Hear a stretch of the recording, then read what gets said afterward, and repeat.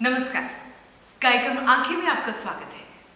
आज के इस अंक में हम आपको बताएंगे एक ऐसी गुफा के बारे में जो जुड़वा पहाड़ियों पर मौजूद है और जिनसे जुड़ी है मौर्यकालीन इतिहास। साथ ही आपको रूबरू कराएंगे प्राचीन बिहार के गौरवशाली इतिहास को बयां करता एक ऐसा द्वार जिसे सभ्यता द्वार के नाम से जाना जाता है।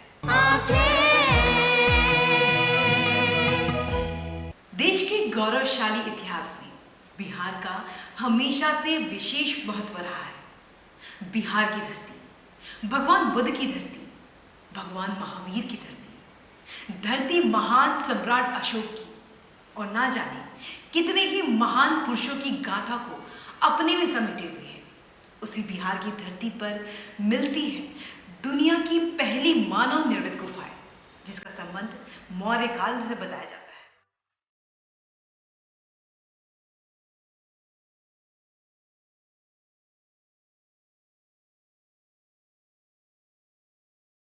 बिहार की जिस धरती पर ज्ञान प्राप्त कर भगवान बुद्ध ने पूरी दुनिया को शांति और अहिंसा का संदेश दिया,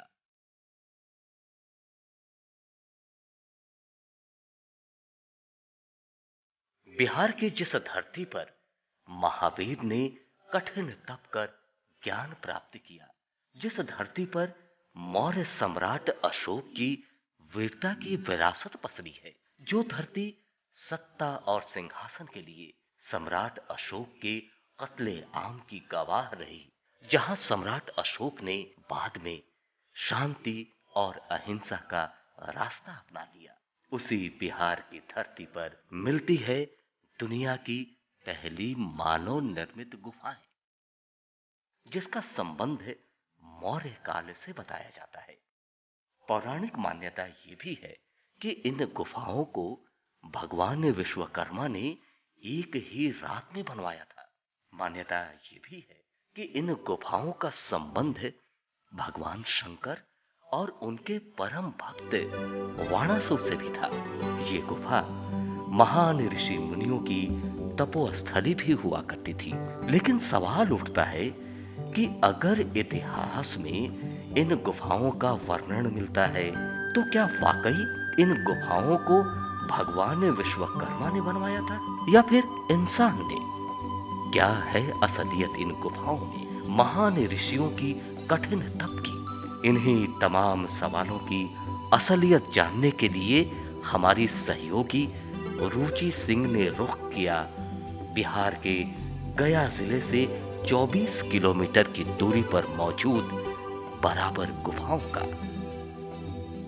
देश के गौरवशाली इतिहास में बिहार का हमेशा से एक विशेष महत्व रहा है। इस देश ने कई ऐसे शूरवीर देखे जिनकी इबारत बिहार में लिखी गई। बिहार के धरोहर दुनिया भर में चर्चा में रहे और ऐसी ही एक धरोहर है बराबर का पहाड़। जी हाँ, बराबर के पहाड़ पर वो गुफा है जो मौर्य काल की गुफा है। मौर्य काल के कई शिलालेख व वास्तुकला आज भी यहाँ मौजूद है।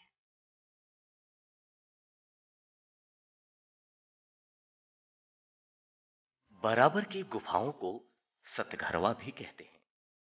इतिहास की माने तो बराबर और नागार्जुन का जुड़वा पहाड़ियों पर ग्रेनाइट के पत्थरों को तराश कर ये गुफाएं बनाई गई थी, जो दुनिया भर में इंसानों की बनाई हुई इकलौती गुफा है।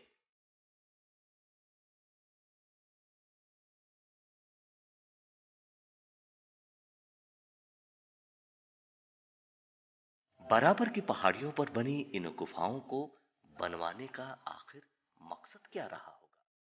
क्या इन गुफाओं का निर्माण ऋषि मुनियों के लिए किया गया था? आखिर इन गुफाओं का जिक्र फ्रांसीसी पर्यटक तुकानंद ने किया था। उसकी खासियत क्या है? इतिहास में इस बात को लेकर कतई संदेह नहीं है कि उन गुफाओं को मौर्य काल के दौरान बनवाया गया, क्योंकि कुछ गुफाओं में सम्राट अशोक के शिलालेख देखे जा सकते हैं।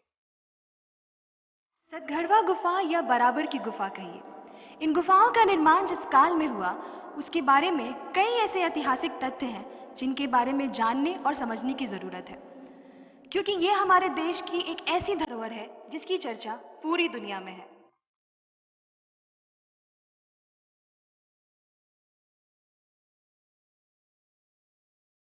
नागार्जुन की पहाड़ियों और बराबर की पहाड़ियों के जो जंगल हैं और इस जंगल में बनी गुफाएं मौर्यकालीन हैं। और कहने वाले ये भी कहते हैं कि कभी परी और लोक कथाओं की गुफाएं भी इन्हीं पहाड़ी में है। तो क्या वाकई इन गुफाओं का संबंध परियों और ऋषि मुनियों से रहा है? बराबर की पहाड़ियों पर सतघरवा गुफा, जिसे बराबर गुफा भी कहते हैं और सतघरवा गुफा भी कहते हैं, सम्राट अशोक ने इस गुफा का निर्माण आजीवकों के लिए करवाया था। बराबर की गुफाओं का निर्माण सम्राट अशोक ने आजीवकों के लिए करवाया था। कहा जाता है कि जब वे अपने शासनकाल की वर्षगांठ मना रहे थे तो उस वर्षगांठ के दौरान उन्होंने यह गुफाएं आजीवकों को उपहार स्वरूप दी थी। खास बात यह है कि वे खुद तो भगवान बुद्ध के अनुयायी थे, लेकिन उनके माता पिता आजीवकों के अनुयायी थे। सम्राट अशोक के मन में सर्वधर्म सम्मान की भावना थी, इसलिए उन्होंने अपने माता पिता की भावनाओं का ख्याल करते हुए इन गुफाओं का निर्माण करवाया और ये गुफाएं दुनिया में सर्वप्रथम मानव निर्मित गुफाएं कहलाईं, जिसका हर जगह लिखित प्रमाण है। इसकी बनावट की बात करें तो ये दीवारों पर मिरर पॉलिश है। आज तक कोई ये नहीं जान पाया कि ये चिकनाहट किस पॉलिश के इस्तेमाल से हुआ है। ठीक इसके पीछे दूसरा गुफा है। एक गुफा से दूसरे गुफा में जाने का रास्ता है। इसे सतघरवा गुफा के नाम से जाना जाता है। अलग अलग गुफा में अलग अलग इको आवाजें भी गूंजती हैं। ये तमाम गुफाएं उस समय मेडिटेशन के लिए बनवाया गया था, जिस पर शोध एवं ज्ञान प्राप्त करने देश विदेश से लोग यहाँ आज भी आते हैं। ये अशोक सम्राट ने बनाए हैं। ये 245 ईसा पूर्व के बना हुआ है। जो पॉलिश है जो सब अशोक समय का है। जो पूरे पहाड़ यहाँ आपको ग्रेनाइट है। और जो 5 पंथियों की लिपि अशोक समय का है जो अभी मौजूद है। यहाँ दूर दूर से लोग देखने के लिए आते हैं अशोक समय के पौली, जो अशोक सम्राट कैसे काट के बनाया है। 245 ईसा पूर्व के बना हुआ जो पौली सभी साथ साथ मौजूद है। I heard that this is the first man-made cave which has this marble finishing and it has good acoustic and as well environmental effects. So according to the outside environment, you get the inside environment as well. So if it's very hot outside, you will have cold inside, or if it's cold outside, it will be heat inside. So it's very advanced technology, the use of marble and also the shape of the cave.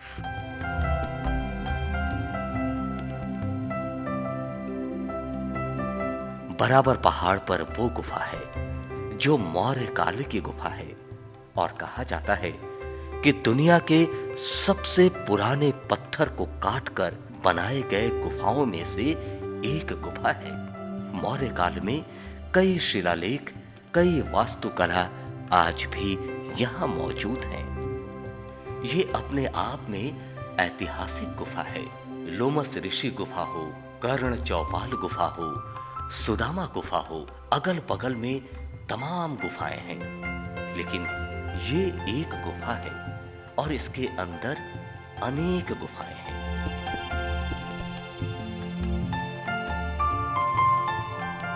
ये sir Lomash ऋषि गुफा है sir. ये 241 BC है।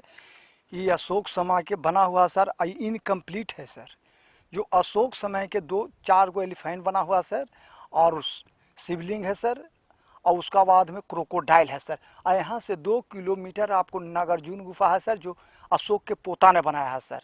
जो नागार्जुन है sir, बेथापका है sir और बेपै है, तीनों गुफा वहाँ मौजूद है। बराबर गुफाओं का निर्माण जिस काल में हुआ उससे जुड़ी हुई कई ऐतिहासिक तथ्य हैं जिन्हें जानने और समझने की जरूरत है, क्योंकि ये एक ऐसी धरोहर हमारे देश के लिए है जो पूरी दुनिया में जानी जाती है। फिलहाल वक्त तो चला एक छोटे से ब्रेक का। ब्रेक के बाद हम आपको रूबरू कराएंगे बिहार के गौरवशाली इतिहास को बयां करता एक ऐसा द्वार जिसे सभ्यता द्वार के नाम से जाना जाता है।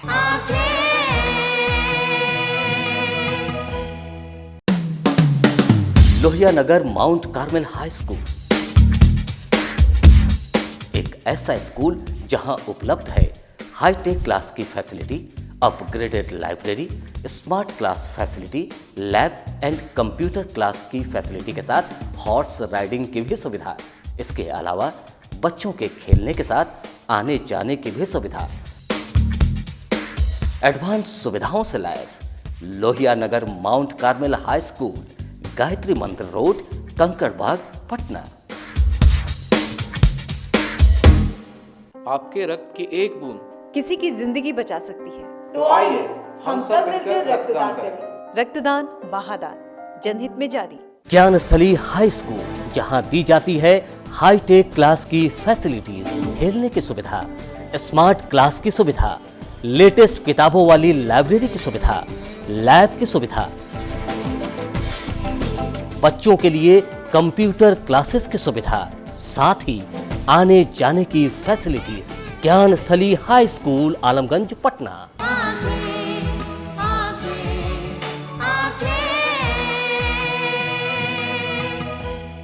ब्रेक के बाद फिर से आपका स्वागत है। बिहार का इतिहास गौरवशाली है और इस गौरवशाली इतिहास में एक और अध्याय जुड़ गया है जिसे सभ्यता द्वार के नाम से जाना जा रहा है। सदियों की गौरव गाथा को समेटता यह द्वार पटना के गंगा तट पर स्थित है। इसका निर्माण मुंबई के गेटवे ऑफ इंडिया और नई दिल्ली के इंडिया गेट की तर्ज पर किया गया है।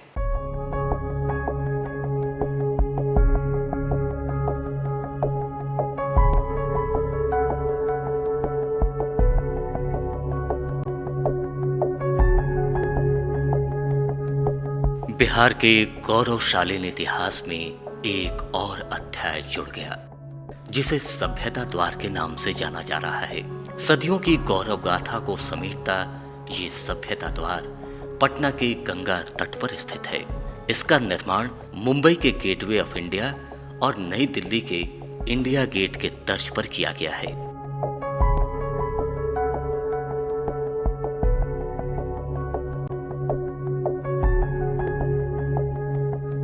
गांधी मैदान के उत्तर और अशोका इंटरनेशनल कन्वेंशन परिसर के पीछे गंगा तट पर बना ये गेटवे ऑफ इंडिया 32 मीटर ऊंचा और 8 मीटर चौड़ा है। ये द्वार मुंबई के गेटवे ऑफ इंडिया से 6 मीटर ऊंचा है और ये पटना के गोलघर से भी ऊंचा है। ये द्वार मूलतः पाटलिपुत्रा के इतिहास को अपने भीतर समेटे हुए है। एक ओर जहां बुद्ध जैन के संदेश हैं, वहीं दूसरी ओर विशाल एकीकृत भारत के सपने को साकार करने वाले चंद्रगुप्त मौर्य की गाथा। सभ्यता द्वार में एक मुख्य द्वार और उससे लगे छोटे छोटे 2 और द्वार हैं। द्वार के सबसे ऊपर बौद्ध स्तूप की आकृति बनाई गई है जहां महात्मा बुद्ध और जैन तीर्थंकर महावीर के संदेश अंकित हैं। लाल और सफेद सैंडस्टोन से निर्मित इस द्वार के ऊपर चारों दिशाओं में मिश्रित धातु से निर्मित शेर का प्रतीक चिन्ह लगाया गया है।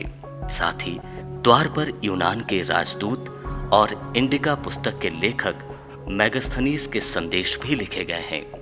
पटना का नया लैंडमार्क बनने वाला सभ्यता द्वार बिहार को गौरव दिलाने वाले महापुरुषों की याद दिला रहा है।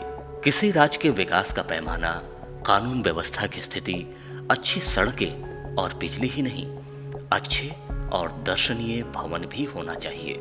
आज भी लोग बिहार आकर गोलघर देखते हैं। मुंबई के गेटवे ऑफ इंडिया, दिल्ली के इंडिया गेट और फतेहपुर सीकरी के बुलंद दरवाजा की श्रृंखला में ही ये सभ्यता द्वार भी है जो लोगों को बिहार के प्राचीन गौरवशाली पाटलिपुत्र का एहसास दिलाएगा।